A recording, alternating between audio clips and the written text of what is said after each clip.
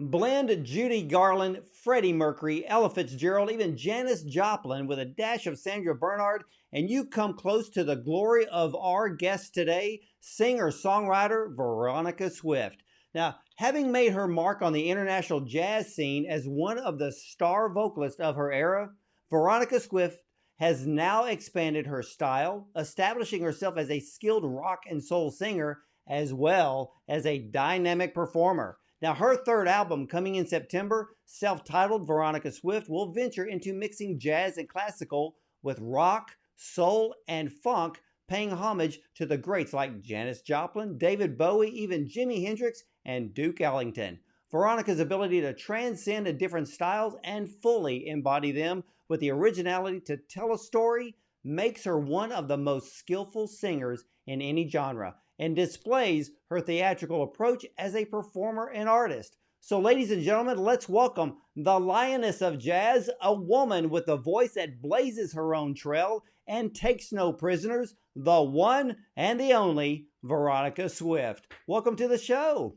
Oh man, thanks so much for having me. As I mentioned, this has been, knowing that the guest you've had, this is a true honor to be here. Thanks for having me on the show.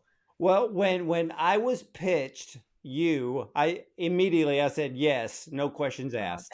Oh, thank you. Thank you. Well, I want to kind of step back in time here because I realized and did a little bit of research that both your parents were jazz artists. What was it like growing up in a musical household? Well, I know a lot of people ask that question expecting to hear like, oh, it was so exciting and there was this person coming in and, Bob Duro was just Uncle Bob. But when you're a kid, it's like learning a language. You grow up in the culture. You don't think twice about it. It's only after the fact, when you've had, built your career up to a certain point, that you look back and say, man, that was really special. But in the moment, it's just life. It's just like, oh, my mom sings jazz. My dad's a bebop piano player, and bebop is the language in our household. And I grew up in green rooms and jazz clubs all over the country and world. And I slept in a bass case one time in Holland when I was about 7. So yeah, Judy Garland was born in a trunk. I slept in a bass case. But it was, the fun part was just getting to sing and play music with my parents. That was our special language that we shared. And well, I'm going to get into the bebop thing here in a moment, because now that you've kind of given us the hint to where that came from, what did you learn about music from your parents?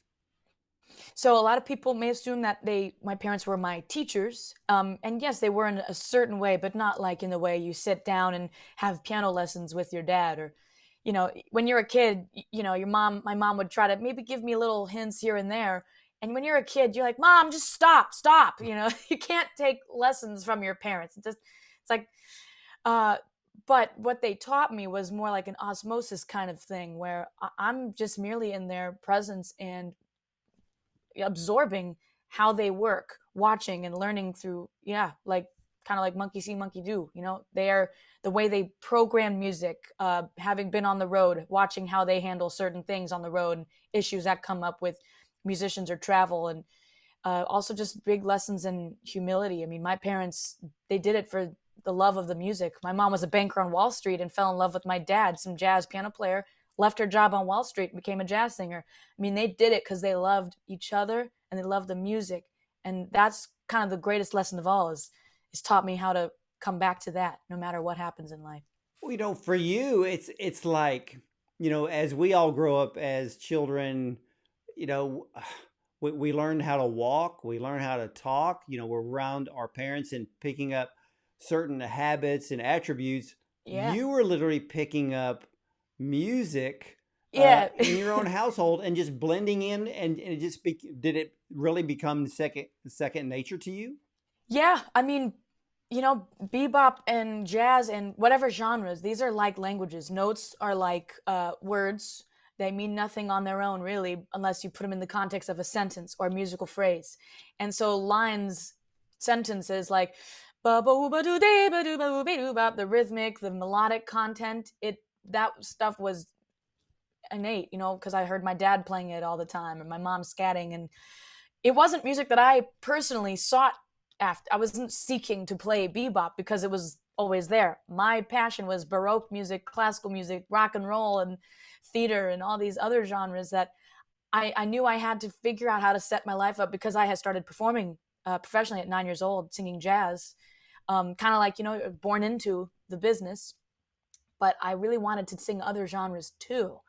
It's not like either or. And that's something that I'm really, really honored I get to do now, is combine it all together, but in an elegant, kind of sophisticated way that it's still just celebrating good music. Well, I can actually see some of your influences, especially someone like Freddie Mercury and David Bowie, because they were very theatrical in the way that they performed. And now, Freddie was on a whole different level when it came to performing, because everybody knew when he opened up his mouth to sing, that is Freddie Mercury. But he had the theatrical side to him. And then there was a little bit of difference when it came to David Bowie. It was very theatrical early on, but we don't think of David Bowie as being the voice, so to speak, because if we all held a poll right now and said who's the greatest front man there ever was, Freddie Mercury would probably be number one. Yeah, definitely one of them, or Steven Tyler. I don't know. Yeah, it's like who's better, Ella Fitzgerald or Billie Holiday?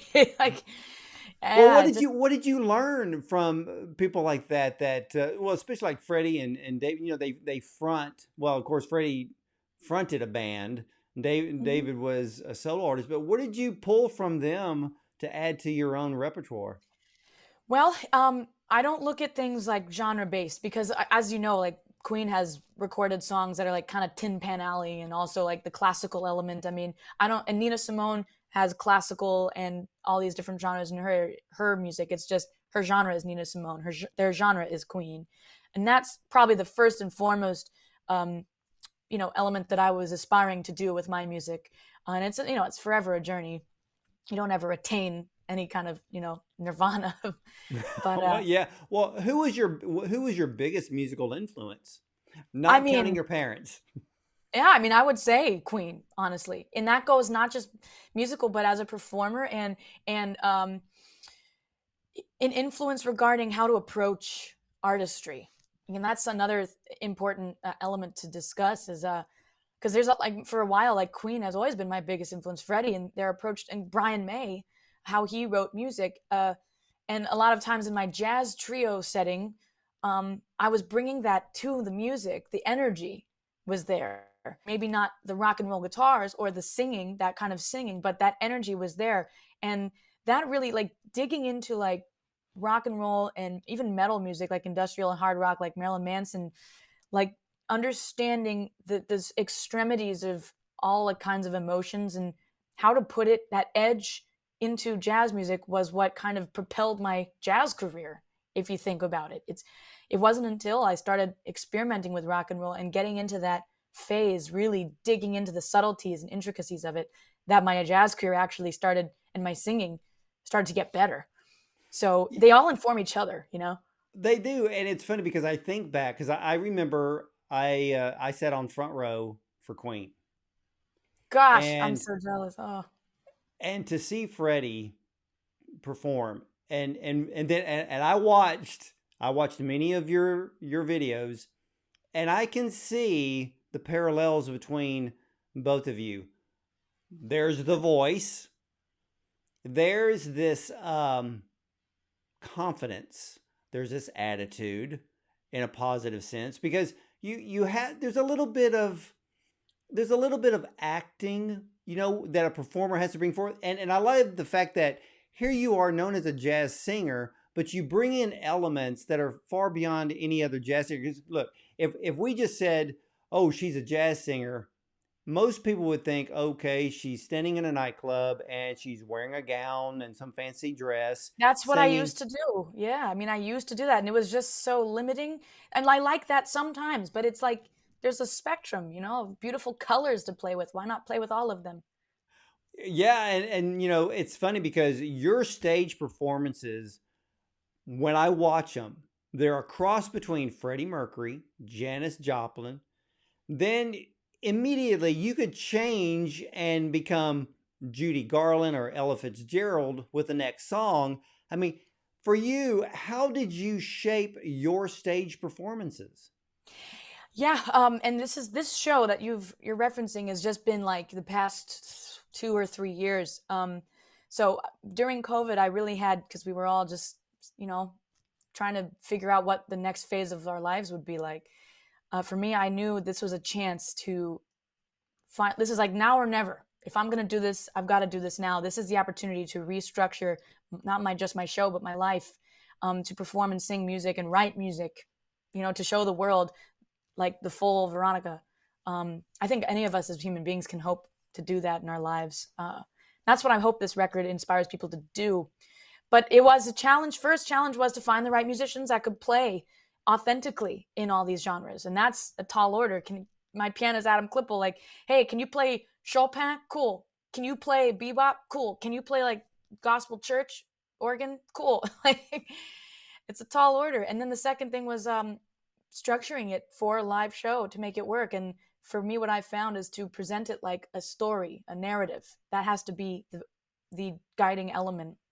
And we start with jazz and here's who I am where I'm coming from, and what the world kind of primarily knows me as. So that's like they come to see that, they get that. And then the middle section, we have like the rock and roll and the original music, which I guess would be the future. And the lasting element is the present, tying it all together with this transgenre concept and putting it all together where it makes sense. But the only way it makes sense is if an element from song to song is passed through. Like on the record, I Am What I Am starts bebop with some Baroque scatting in there, a fugue thing I wrote. But the scatting and the bebop then follows through to the next song, Closer, which is a funk fusion arrangement of the Nine Inch Nails tune, James Brown style, but there's that bebop element in there. So that's the way this works. So it doesn't come across as pastiche, is to have some kind of lineage or through line element through all these songs. Well, it's funny because I've listened to so many of your songs, watched a ton of videos to really grasp, and then it dawned on me. If we look back in the eras of the blues genre, you had B.B. King, Albert King, Buddy Guy, the list just goes on and on. Mm-hmm. But it was Stevie Ray Vaughan that really brought the blues genre into mainstream rock and roll. And I know there's a little bit of blues, there's a heavy blues flavor with ZZ Top. But Stevie Ray Vaughan really Stones brought too. it forth to radio. Yeah. You are the only one that I believe today is the jazz, I won't say jazz singer, because you are multi-flavored when it comes to different styles of music. To me, you're the only one that can take this genre and bring it into the mainstream to give us all something brand new to listen to that's just not run of the mill that we hear today. I appreciate that, man. And it's hard.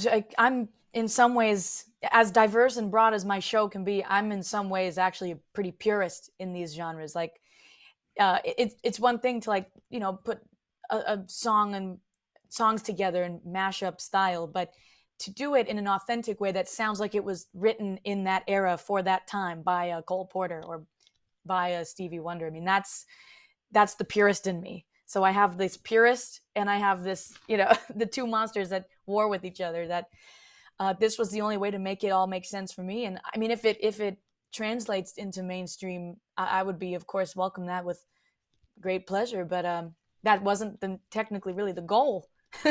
If that happens, great. But I just had to do what was right for me, and hope that the audience would go You're a along with superstar. I mean, Thank you. I mean, seriously, you have the voice, which to me is the most important thing of all. You have a look that you've created on your own, and you have the stage presence to where you want to watch. You want to make sure that you're not missing anything. And I watched one of your stage performances. You sang a song, Do Nothing Till You Hear From Me. Yeah. It's very blues rock, and you let out your best Janis Joplin in that song. I mean, when you decided to do that song, what was the idea behind it? Well, that song, for me personally, like, of course, I speak just with my own, personal experience. Just like a couple songs on this album, "Don't Rain on My Parade," "Do Nothing to Hear From Me." These are songs that, even though "Do Nothing to Hear From Me" usually is played kind of, "Do nothing till you hear from me." Whoa, whoa, whoa. That's the Duke Ellington flavor on that. And I still have that in this song with the horn arrangements that myself and Dave Mann put together. But the lyrics to me had a different, maybe it's my age or the time I was born in, but the lyrics to me had a much more kind of raw and angsty kind of feeling, like, pay no attention to what's said. Like, don't listen to the haters, don't listen to other people. What's important is what's right here. And that was kind of, in a way, like, I experienced some backlash coming out. Right now it's settled down, but when we first started doing the show, there was some, of course, some backlash with the fans that really wanted me to just sing jazz, which I appreciate. They enjoy that part of me. But this song was kind of like a response to that. I had to have one song that, trying to be open and vulnerable, but making it universal enough that people can make their own, put their own experience onto a song. I think that's a challenge as a performer, an artist, to do that. You want to be, accessible, but. Was that scary to have a loyal fan base and then do something a bit different? Then all of a sudden they're going, whoa, whoa, whoa, whoa! Don't do that, Veronica. We want to have you stick with the old stuff.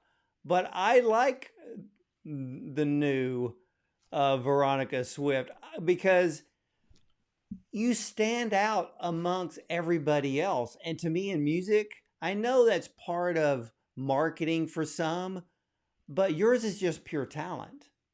I appreciate that. I mean, actually, this project is, I think it's easier to market something that's really clear what it is. I mean, you know what I mean? Like, right now, it's like, what is this? Jazz, rock?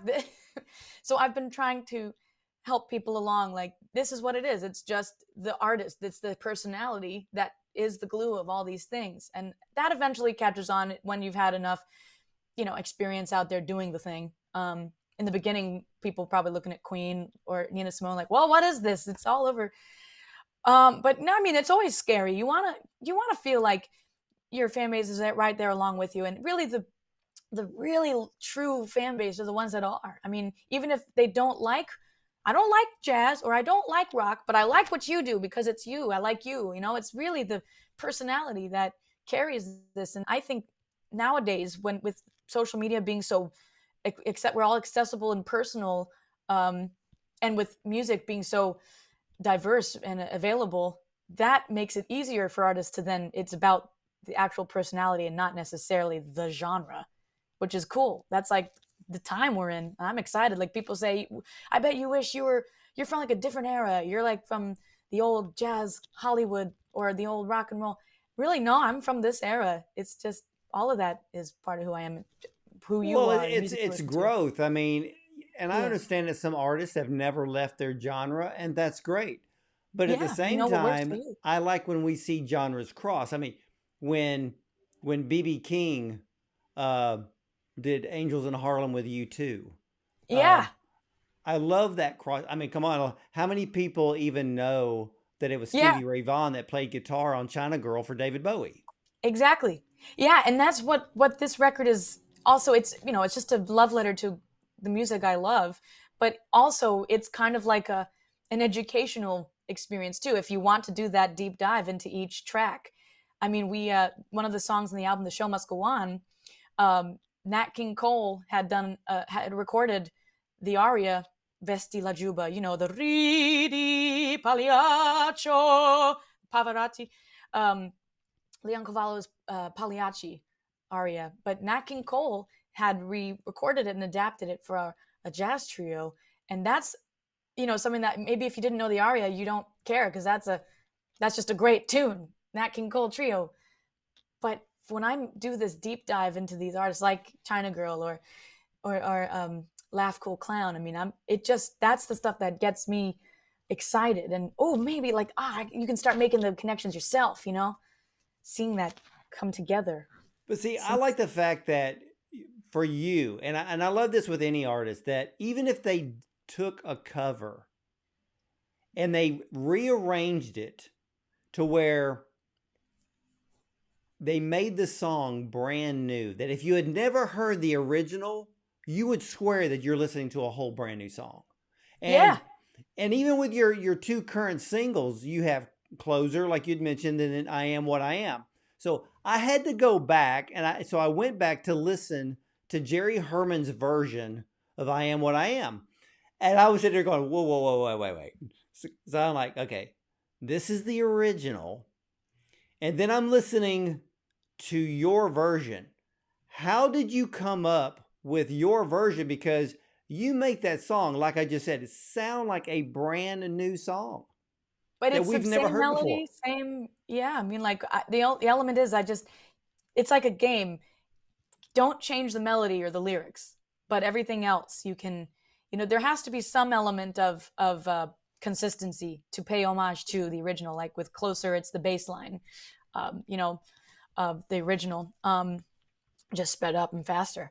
Sometimes when you change some element like tempo or a rhythmic style, or even like a harmonic chord, like a reharmonization, but the melody and lyric is the same, sometimes that can just write itself, if this makes sense. For example, with Closer, boom, boom, boom, boom, boom, that's a funk bass line. Come on. Anybody knows Nine Inch Nails, they're like a industrial rock funk band. I mean, so you speed it up, and then you start to make connections. Oh, that sounds like a Clyde Stubblefield, James Brown drumming. And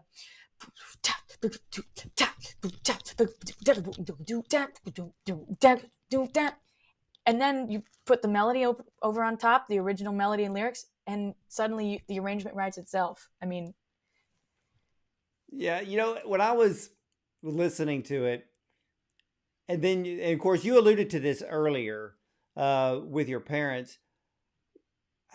How do you learn bebop? I mean, how do you learn anything? You listen, you mimic the sounds, right? A baby learns a language, or not just a baby. When we're learning language, we someone, dad, dad, you just copy, you mimic the sounds, and try to get it. Pagliacci, you see GL, you think Pagliacci, but no, Pagliacci. You mimic the sounds, right? Just like with listening to music. If you're learning transcribing, which you're taking a solo and learning the notes and the phrasing, articulations, you try to match not just the notes, but how the velocity of the notes and how it's being played. I mean, these are the same things like accent, inflections of speech. Just like I said, music is directly correlated with language like that. Well, with bebop, are you following a chord progression, or are you following the bass line, or follow all of it? You want to, you want to listen to, and like I said, it's not just with bebop, but with bebop specifically, because that's I'm not a lot of bebop scat singers out there. You want to listen to every record you can get your hands on. If I always start young singers or musicians with Lester Young, just because he especially with singers, he's a very vocal, linear kind of soloist, and how he's almost singing while he's playing. He literally knows the lyrics of all the songs that he plays, right? And you want to transcribe.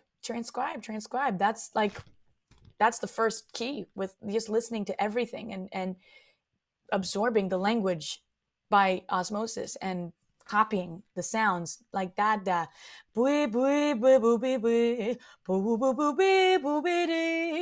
you're learning scales. Those are like grammatic kind of, learning the conjugations of a language.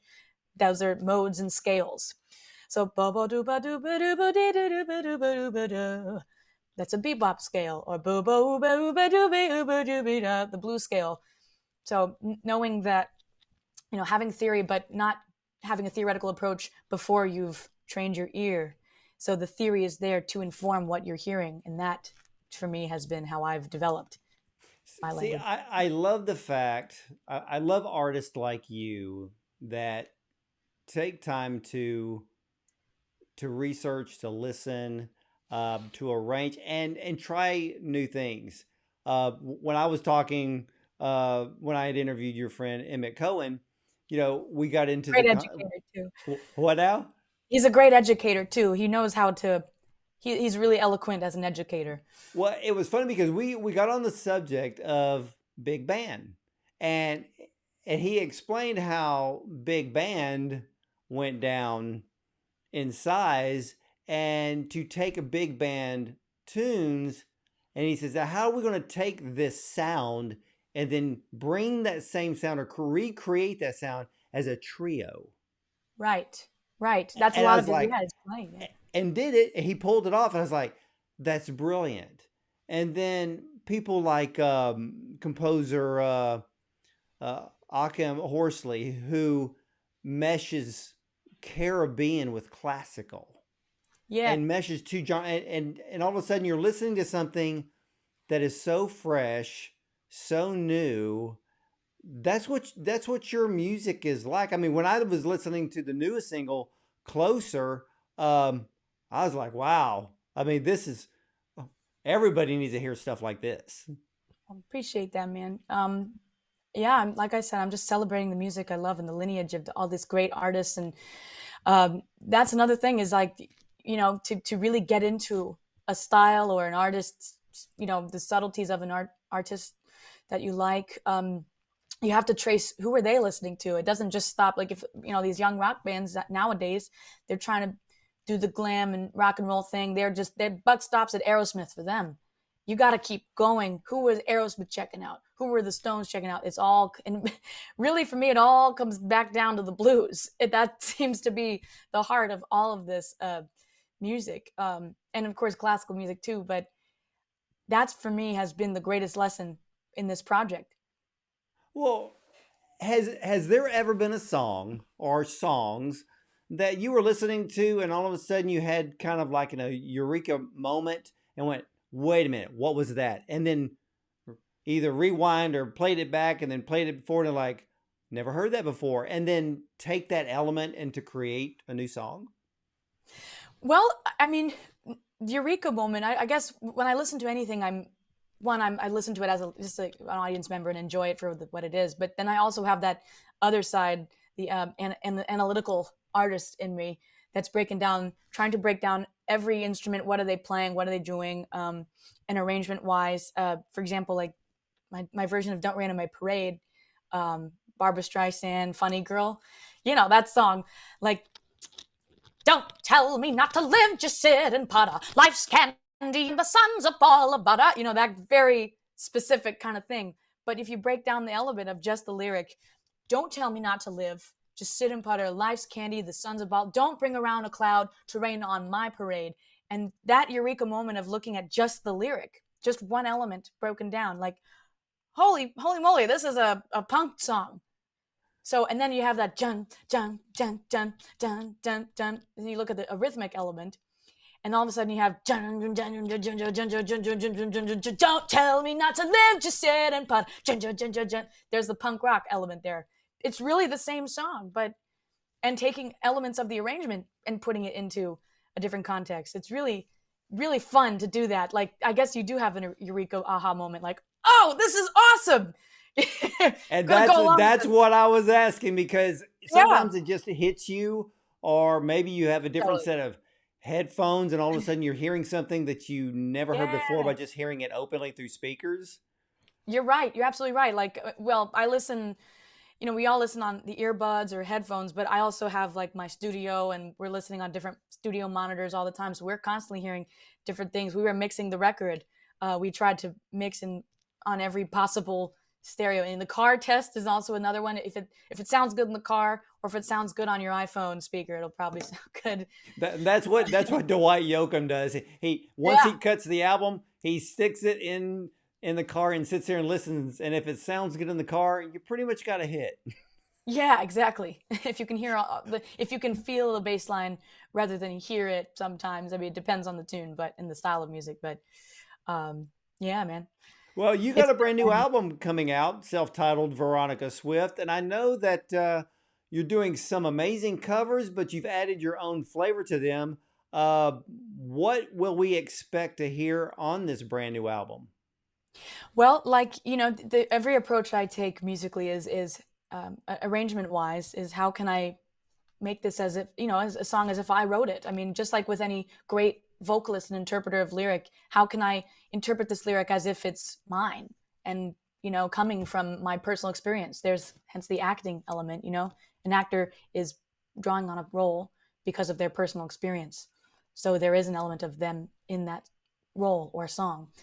And that's how I approach these arrangements. But there's also 2 originals on this. This is also a chance for me to show the world my diversity as a songwriter as well. There's a bossa nova original on there that was adapted from Turandot by Puccini, Severed Heads, and then there's In the Moonlight, which was adapted from Beethoven's Moonlight Sonata, but it's like a soul rock kind of rendition called In the Moonlight. And that's, I guess, it's just, I'm honored to get the chance to tell my story and show my full self. But I want this record, people to take from this record that it's hard to be yourself. I mean, that's something it seems like it's a pressure now with everything, with how easy social media is to just be yourself, but do it like this, follow these trends and follow this, get the algorithm, be yourself, but like this. And I want this record to fight that, that's why I wear the battle gear on stage, like the army uniforms, because we're fighting that. I want this record, I want people to listen to it and feel like inspired to then, embrace the full spectrum of who they are, no matter who tells them what to be or how to be. Well, you're a superstar. I mean, even if you didn't have the stage outfits, your voice alone, I mean, carries you to new levels. Thanks. And man. Have you ever thought about putting an a cappella song on there? That is on an idea for the album after this. Absolutely. Because Yeah. I know you can do that. And I have to bring up, because your stage fashion really show, it's a bit, yeah, ladies and gentlemen, there it is. A little bit of David Bowie-esque. So where did the idea come from for the stage outfits? Very unjazz-like. Well, I mean, if everything's a costume, it's even if it's an extension of who you are, it's still, there's a costume that we all wear. Sarah Vaughan or Ella, they had their gowns, right? There's a battle gear, right? The costume, the uniform, so to speak. And no matter who you are, I mean, Miles Davis was a character. He was himself, but he was a character. I mean, we all are characters in a sense. And David Bowie, perfect example of many characters from album to album. It was like, like different elements of and facets of his personality, the whole David Bowie, right? Oh, well, Ziggy was yeah. the I mean, we're going hardcore. from, Ziggy Stardust to China Girl wearing the suit and the skinny ties, but Yeah. it worked. Yeah, because it's all him. You can tell. I mean, an audience especially like can tell when somebody's BSing, or putting on. It's one thing to be theatrical. I'm a theatrical person off stage. So when you know me, you see the show and it makes perfect sense. There's nothing put on about it. It's like literally I'm the same person on and off stage. But if you saw my closet, you'd be like, oh, yeah, she wears this stuff day to day. I do. Look, this is actually like, I'll go to the grocery store dressed like this, But there is a concept here. I feel like finally, I mean, I kind of have to be a superhero in a way. There's like Clark Kent and Superman, and there's Ronnie, and then there's Veronica Swift. And to do this to the level and degree I want to, I feel at least right now, I have to step into those shoes. What I'm doing is in real time, I'm seeing it affecting people in a positive way.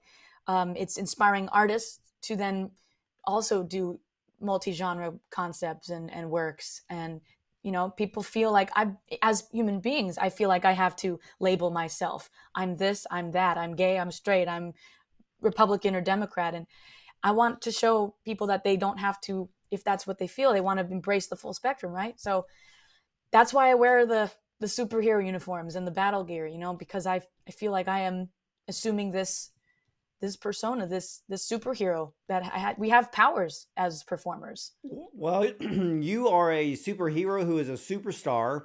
And if you were to choose three people that you would love to do a duet with, who would those three be?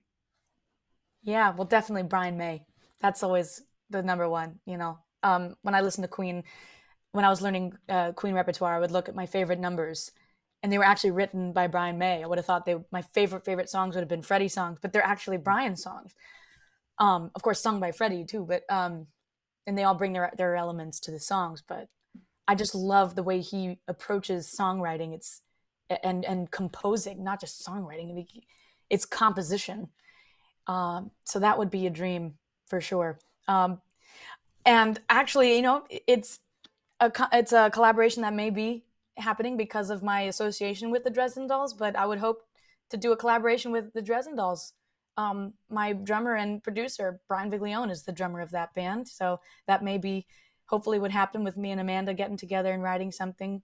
When I was a kid in middle school, I was such a weirdo, you know, artsy fartsy freako kid. I didn't really fit in anywhere. And that band was what I found as a 13-year-old. I found, oh my gosh, you can be completely yourself and not have to, you know, fit in, so to speak. And that was the band that inspired me in that way.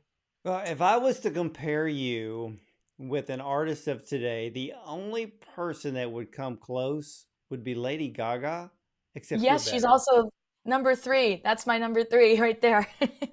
Well, see, and to me, oh my gosh, I don't think radio could handle both of you on the same song. I mean, shoot, man, like we could do a jazz collaboration. We could do a rock and roll collaboration because you hear her sing like rock and roll, Black Dog. She kills in that genre. She's also someone multi-genre that, you know, her name is her artistry. Her name is her genre. She doesn't fit into a specific Well, it's category. funny because, you know, there was that tiny, tiny little rumor where some people were predicting that maybe Lady Gaga would have been the front person for Queen. And I'm like, I remember. That would work. I mean, Yeah. It would work on monstrous proportions that it would work. I would go see that. And I've seen original Queen. Yeah.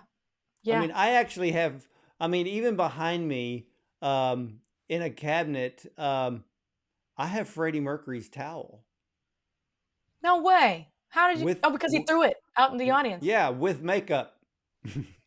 My God. And if that was from the tour of the Game. Yeah. Yeah, that's actually one of my favorite songs on the record. Yeah, Crazy Thing Called Love, and of course we don't want to bring up the song they never played, Don't Try Suicide, but that was still a great song on there. Yeah. Save Me. Save Me, that's right. That's my favorite on the album. And honestly, it's a B-side, but Sail Away, Sweet Sister, Brian May singing. That's also one of my favorite tunes by Queen. Have you ever thought about cutting that? I am working on it. You heard it here, folks. Oh my goodness. You are absolutely amazing. And ladies and gentlemen, Veronica Swift can sing the phone book and make it a #1 hit. I'm already a fan because I have the honor and the joy to research every song, every video, and really get to know these artists, not just here as the interview, but as a fan who loves to expand my own musical genre of listening. And Veronica Swift is going to be at the top of your list. And she has one of the most original voices, original style, and gives performances that many up-and-coming artists will want to copy. So just be on the lookout for that. But there's only one original, and that's Veronica Swift. So look, as they say, there's nothing new under the sun, but Veronica Swift is from a whole different musical planet. And Veronica, I want to thank you so much for spending time with me today. Oh my gosh, thanks. This has been really fun interview for me because, coming up, I'm starting to get really interesting interviews happening now, but coming up, it was all a whole bunch of, so where are you from? You're from, you were born in Charlottesville, Virginia. What was it like here and there? But, these questions are this is, this is the real stuff right here. This is the really fun questions to answer. And just to get in like off a tangent and see where the conversation takes you. I mean, thank you. This has been really fun. Thanks for letting me get to tell my story on your show. Well, you were so welcome. I mean, for me, it's all shining a light on all of my guests, and today shining the light on you. And it's more than just coming from a small town in Virginia, which sometimes that's where the story actually begins. But Yeah. you, seriously, Veronica, you are a one of a kind. You are not afraid to step out and do things that are different, Not which is anymore. a major plus today because I get tired of boring recording artists. No names mentioned because I only have great people on this show. So nobody boring has ever been on the show. Yeah, you can say that again. And they all have a story. That's the thing, a really and that's unique the story. point. And see, you're young, and I've interviewed legends, and of course, there's stories after stories after stories there. But even when someone is as young as you are, and I've interviewed people who are even younger, and then I ask them, well, how long you been doing this? Well, I've been doing this 15 years, and I'm like, and how old are you? Yeah, I'm But at 20 again, now. yeah, but you are a wealth of experience, and I can't even imagine what your talent is going to be like 5 years, 10 years from now. I don't know if music can handle with what's inside of you because again, to me, you are a monstrous superstar and the world better get ready because you, Veronica Swift, are going to conquer everything in music that, you put your voice to. Wow. Well, thank you for putting it like that. I just sing songs. No, Yes, and you do more than sing them no, well. I will say, I mean, even when thank you're you. sitting here and you just come off with the acapella, I'm sitting here absolutely stunned and amazed because you are absolutely incredibly amazing. Oh, thank you. It's taken a lot of courage to do this. Like I said, it takes a lot of courage to be yourself. And I'm just so grateful that the fan base I have has been going along right there with me on the ride. And, whether we're playing for 3 people or 3,000 people, whatever it is, I mean, there are people there singing the songs to some of these songs that hadn't even been released yet because, you write a good song when no one's ever heard it, but then they're singing along to it. Like, to me, that's a really good indication of, okay, this will be a good song. And I'm excited. I'm going to get to do my original music. And you're saying that I'm original and this and that, but I have not yet gotten to do an all original project yet. So that may be on the horizon. Oh, I'm sure it will be. And I cannot wait to listen to your brand new album coming out in September. And ladies and gentlemen, you don't have to wait till September to listen to Veronica Swift. So you need to head over to veronicaswift.com, check out all of her music, her videos, and seriously, you have to watch the videos because once you watch them, that when she comes to your area, you will want to buy a concert ticket and go see her in person. So check out her tour schedule. If you love jazz that is soulful, full of energy, rock and roll and blues and bebop, well, that'll blast you out of your seat. So look no further than the very extraordinary Veronica Swift. Veronica, again, thank you for being on today. No, thank you for having me. Seriously, it's been a pleasure talking to you. Well, you are always welcome back on the show. Just give me a Thank ring and we'll make it happen. And as for you, ladies and gentlemen, again, head over to veronicaswift.com. Check out one of the most amazing voices that will ever fill your ears and it'll probably make your heart skip a beat. So that's our show for today, and I'll see you next time. Bye.